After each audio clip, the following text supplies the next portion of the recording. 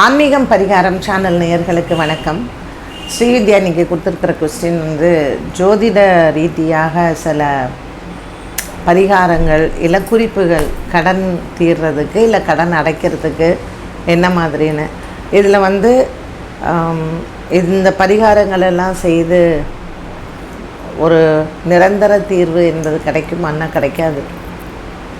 ஏன்னா மனிதனினுடைய வாழ்க்கையில் கடன் படுவது அப்படிங்கிறதுக்கு எப்போவுமே நம்மளுடைய ஆயுள் காலம் முழுவதும் ஏதாவது ஒரு விதத்தில் ஒரு கடன் என்பது நிச்சயமாக இருந்துகிட்டே தான் இருக்கும். ஸோ இதுலேருந்தெல்லாம் நான் டோட்டலாக ஃப்ரீ ஆகிடுவேன், எனக்கு இதுலேருந்து டோட்டலாக ஃப்ரீ ஆகி நான் இந்த பரிகாரம் பண்ணிட்டா நான் நல்லா இருப்பேன் அப்படின்னு நினச்சா அது ப்ராக்டிக்கலாக நடக்காத ஒரு விஷயம். ஸோ நம்ம என்ன மாதிரியான விஷயங்களில் நம்ம கட்டுக்குள்ளே வச்சுக்கலாம், இல்லை எப்படி நம்ம பிரச்சனைகளை அதிகரிக்காமல் இருக்கலாம் அப்படிங்கிறத நம்ம பார்த்துக்கணும். இதில் ஃபஸ்ட்டு நம்ம தெரிஞ்சுக்க வேண்டிய விஷயம் என்ன அப்படின்னா, நீங்கள் கடன் வாங்கும் பொழுது நம்மளால் அதை அடைக்க முடியுமா அப்படிங்கிறத நாம் தான் யோசிக்கணும். இதுக்கு பரிகாரங்கள் அவசியம் இல்லை. ஒரு கடன் வாங்குகிறோம் அப்படின்னா, நான் இவ்வளோ தான் சம்பாதிக்கிறேன், இந்த சம்பாத்தியத்துக்குள் நான் கடன் வாங்கினால் என்னால் அடைக்க முடியும் அப்படிங்கிறத நம்ம அதை விவரமாக இருந்தோம் அப்படின்னா கடன் வாங்கிறதுல பிரச்சனைகள் வராது. நம்ம எப்பொழுதுமே என்ன தவறு பண்ணுறோம் அப்படின்னா, நம்மளுடைய வருமானத்திற்கு மீறி ஒரு கடன் வாங்கும் பொழுது நம்மளால் அதை அடைக்க முடியாது. அப்போ இதெல்லாம் என்னன்னு கேட்டிங்கன்னா, சில பேர் வீடு வாங்கிறது சம்பளம் கம்மியாக இருக்கும், ஆனால் மற்றவங்கள பார்த்து நமக்கும் ஒரு வீடு வேணும் அப்படின்னு சொல்லிட்டு இவங்க போய் அதில் விழறது தான். அதனால் இந்த கடன் பிரச்சனைகளுக்கு நம்மளும் கொஞ்சம் கிரக ரீதியாக இப்படி தான் போகணும், இதுக்கு பரிகாரங்கள்லாம் செய்யணும் அப்படிங்கிறது இல்லாமல் ப்ராக்டிக்கலாக நம்மளால் முடியுமா முடியாதா அப்படிங்கிறத நாமளும் யோசிச்சுட்டு பண்ணலாம். ஸோ இது ஃபஸ்ட்டு. ரெண்டாவது, இப்போ ஒரு வீடு வாங்குறீங்க, நீங்கள் ஜோசியரை போய் பாருங்கள், எந்த காலகட்டத்தில் நம்ம கடன் வாங்கினால் நமக்கு அதை சீக்கிரம் அடைக்கக்கூடிய ஒரு யோகம் நமக்கு இருக்கும்.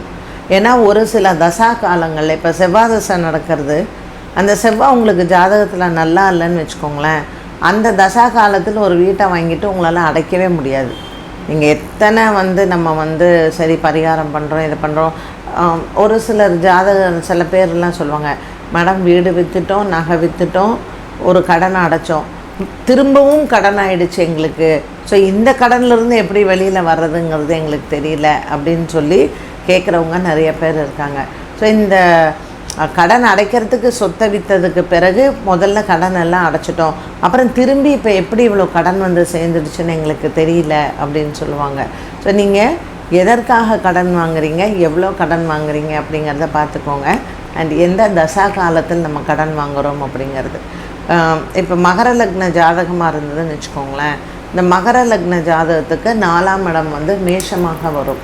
அந்த மேஷத்தில் சனி நீச்சமாக இருந்தார், அதோட செவ்வாயும் இருக்கார், இல்லை 6ஆம் இடத்துல இந்த மேஷ லக்னமாக இருந்து 6ஆம் இடம் அப்படிங்கிறது கன்னி செவ்வாய் எப்பொழுதுமே கடன் வாங்க செய்யும் அப்படின்னு சொல்லுவாங்க பொதுவாக.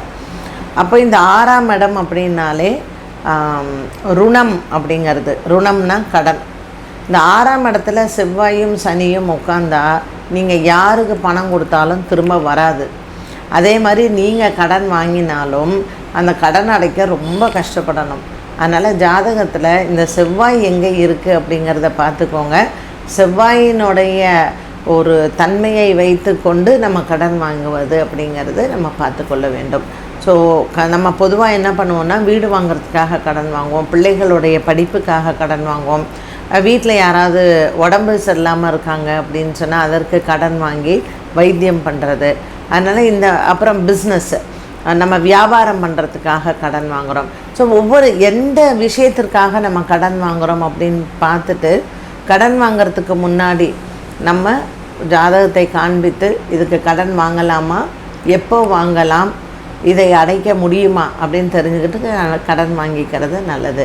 இப்போது நிறைய பேர் இதெல்லாம் தெரியாமல் கடன் வாங்கி பிரச்சனைகளில் இருக்கும் பொழுது ஒரு சில பரிகாரங்கள் நமக்கு கை கொடுக்கும். நானே இந்த ஆன்மீகம் பரிகாரம் சேனல்லையே நான் சொல்லியிருக்கேன்.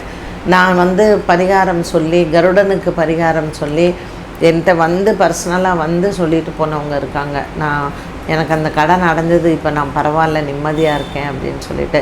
ஸோ அது வரைக்கும் எனக்கு ரொம்ப சந்தோஷம். ஏன்னா இதெல்லாம் நாங்கள் வந்து எந்தவித எதிர்பார்ப்பும் இல்லாமல் ஒரு 4 பேருக்கு நல்லது வரட்டுமே அப்படின்னு சொல்லிட்டு நம்ம வந்து அதை சொல்கிறோம். அதில் பல பேர் பயனடைஞ்சிருக்காங்க அப்படிங்கும் பொழுது உண்மையிலே அதெல்லாம் வந்து ரொம்ப சந்தோஷம். நம்ம பண்ணுற ஒரு தொழிலுக்கு ஒரு ஆத்மார்த்தம் கிடைக்குது அப்படிங்கிற ஒரு சந்தோஷமும் கூட. ஸோ இந்த கடன் அடைவதற்கான சில தெய்வங்கள், வழிபடக்கூடிய தெய்வங்கள் அப்படின்னு பார்த்திங்கன்னா, ஃபஸ்ட்டு வந்து நரசிம்மரை வணங்குறது. செவ்வாய்க்கிழமையில் நரசிம்மரை செவ்வாய் ஹோரையில் வழிபாடு செஞ்சுட்டே வந்தீங்கன்னா கடன் வந்து சீக்கிரம் அடைஞ்சிடும். ருண விமோச்சன ஸ்லோகம்னு இருக்குது, அதை சொல்லலாம்.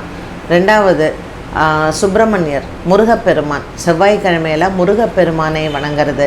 ஸோ முருகப்பெருமானுக்கு வந்து நீங்கள் சுப்பிரமணிய புஜங்கம்னு இருக்குது, ஆதிசங்கரர் வந்து எழுதின ஸ்லோகம் அது. ஸோ இந்த சுப்பிரமணிய புஜங்கம் சொல்லும் பொழுது நம்ம கஷ்டமெல்லாம் தீரும். இந்த கடன் தொல்லைக்கும் அது ரொம்ப ஏற்றது. அடுத்தது வந்து நீங்கள் வணங்குறது தெய்வம் அப்படின்னு பார்த்திங்கன்னா சரபேஸ்வரர். செவ்வாய்க்கிழமையில் சரபேஸ்வரரை ராகு காலத்தில் போய் வணங்குனீங்க அப்படின்னா நமக்கு வரவேண்டிய பணம், யார் நம்மள்கிட்ட கடன் வாங்கிட்டு போயிருக்காங்களோ நம்ம பணம் திரும்ப கிடைக்கிறதுக்கு வந்து செவ்வாய்க்கிழமை ராகு காலத்தில் வந்து நீங்கள் சரபேஸ்வரருக்கு விளக்கேற்றி நீங்கள் 12 பிரதட்சணம் பண்ணிங்கன்னா நமக்கு வரவேண்டிய காசு வந்து கைக்கு வந்து சேரும். ஸோ இந்த செவ்வாய்க்கிழமை ராகு காலங்களும் செவ்வாய்க்கிழமை செவ்வாய் ஹோரையும் இது ரொம்ப நல்லது. அடுத்தது பைரவரையும் செவ்வாய்க்கிழமை ராகு காலமோ செவ்வாய் ஹோரையிலையோ வணங்குறச்சு நமக்கு இந்த கடன் தொல்லைகள் தீர்வதற்கு இந்த தெய்வங்கள் எல்லாம் நமக்கு காவலாக இருக்கும். அடுத்தது அகோர வீரபத்ரர். இந்த அகோர வீரபத்ரருக்கு வெற்றிலை மாலை போட்டு செவ்வாய்க்கிழமையில் வழிபாடு செய்யும் பொழுது நமக்கு வந்து சேர வேண்டிய பணங்கள் வரும். அதே மாதிரி நம்ம கொடுக்க வேண்டியது, நம்மளை சில சமயத்தில் இந்த கடன் அப்படிங்கிற ஒரு விஷயம் நம்மளுடைய மானத்தையே எடுத்துடும்.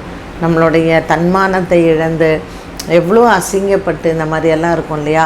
அகோர வீரபத்ரருக்கு வெற்றிலை மாலை செவ்வாய்க்கிழமையில் போடுங்க, உங்களுக்கு அந்த பிரச்சனைகள் வந்து தீரும். இதெல்லாம் எவ்வளோ காலகட்டத்தில் பண்ணணும் அப்படின்னா குறைஞ்சது ஒரு 13 வாரம் பண்ணுங்கள். அதே போல் தான் கருடனுக்கு வியாழக்கிழமையில் தீபம் போட்டு வழிபாடு செய்யலாம். 13 வீக்ஸ் பண்ணணும். 13 வாரங்கள் கருடனுக்கு வந்து ஒரு நெய் விளக்கு ஏற்றினாலே போதுமானது தான். இல்லை 3 விளக்கு வந்து ஏற்றலாம். ஸோ ஒத்தப்படையில் தான் ஏற்றணும். இந்த ஏற்றி 13 வாரம் நீங்கள் கருடனை வணங்கினாலும் கருட தண்டகம் படிக்கலாம். இந்த கருட தண்டகம் படிச்சுட்டு கருடனை வழிபாடு செய்யும் பொழுது இந்த கடன் தொல்லைகள் எல்லாம் தீரும். இதெல்லாம் சின்ன சின்ன விஷயங்கள் தான்.